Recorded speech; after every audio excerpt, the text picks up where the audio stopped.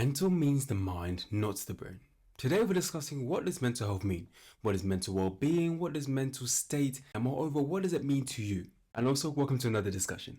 Mental means the mind, not the brain. And what I mean about that is conducts different processes such as breathing unconsciously, urinating if your bladder is too full, or compensating for the oxygen debt once you've gone for a run. But on the contrary, your mind is a product of your brain. One way to think of it is the same way one house has multiple rooms, one room of your brain is the mind. It covers your thinking, your thoughts, your learning, your wisdom, your flexibility, your challenge resistance, your perception, your perspective, plus much more. Do you understand that? They're not equal, but they're a part of one another. The brain and the mind. Therefore, in terms of mental health, or when somebody talks about or refers to mental well-being, mental health, mental state, it's a relation between what the mind offers and its state, its well-being, its health. So what we tend to look at and discuss is, okay, you have your mind. Your mind has these thoughts, these processes, this way of thinking, this attitude. So what is its state? States are different ways of being.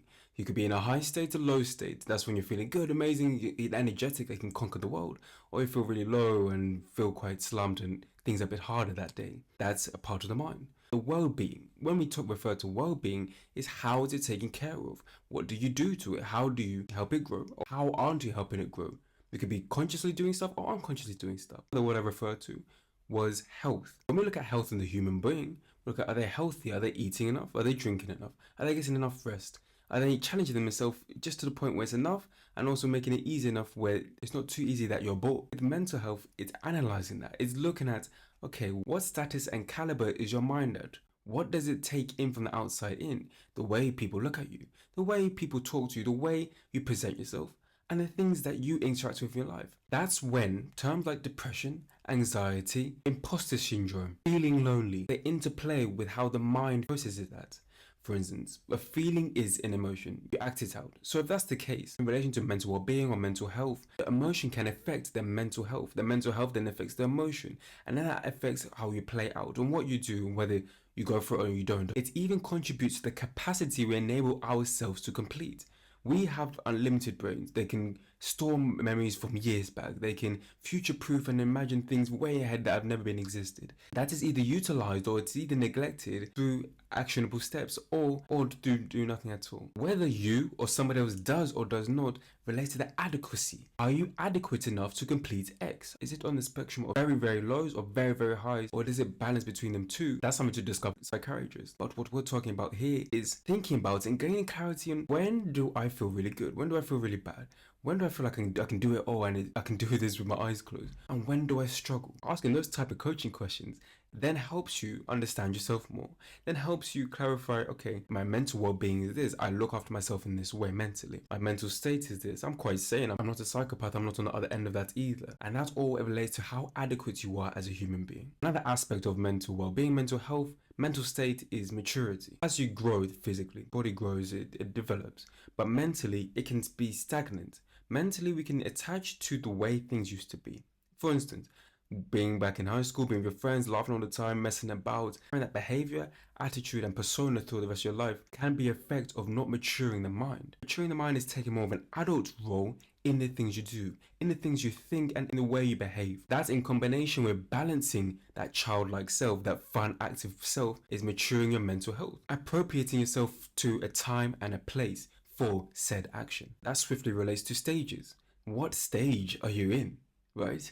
If you're in the beginning stage of understanding mental health, mental well-being, your mental state, you can look at yourself, how you behave, how you act, how you think, your attitude in different places, as I keep repeating. If you're in a different stage where you know that in this environment, I'm detrimental to myself, the people, what they say, the way it makes you feel, that's another area to look at. Or if you're in a stage where you understand mental health, your mental well-being, your different mental states, you can utilize that in every moment of your life. Here, no, yes. And really put boundaries to create more freedom. But that's another subject. So what you can see here is mental health, mental state, mental well-being. It's such a vast range of ideas. There's such a vast landscape of the way humans behave, the way humans think, the way you and I see ourselves on a day-to-day basis. When we're looking in the mirror, when we see things online, it all plays its own part in our life. What thoughts and feelings have come up with your own mental state, your own mental well-being, the place and position you're in? Yes, we can talk about it right now. Yes, we can think about it.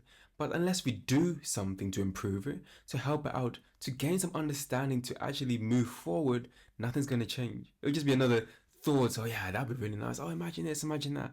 But no actionable change. And that can even have a worse detrimental effect. So all in all, this is the base layer of the word mental. But it expands even further. The processes behind it, the systems, and the layers within those areas. As we have been discussing, the mind is multifaceted. Its health can be affected by genetics, can be affected by environment, can be affected by its own thoughts. Different states, different places, different things, different ideas, different words, different feelings, different moods can cause different responses from yourself. The well-being, how you look after it, what it does to you, the way it leads you, the way you lead it, who's in charge, what's happening, is it your actual thoughts, or is it stuff that are coming from deep within that need to be looked at and addressed in order to step in the way you truly want to be, plus much, much more. But be sure to subscribe as we continue to unpack this. And that's when I leave this conversation today. I hope you enjoyed it, and if you did, like it. Subscribe if you're new, and share this with a friend or family you think will enjoy listening to this. My name's Jocko Kanchefu. Have a good day, morning, night, or evening for wherever you're in the world watching this. I'll see you next week for our next conversation.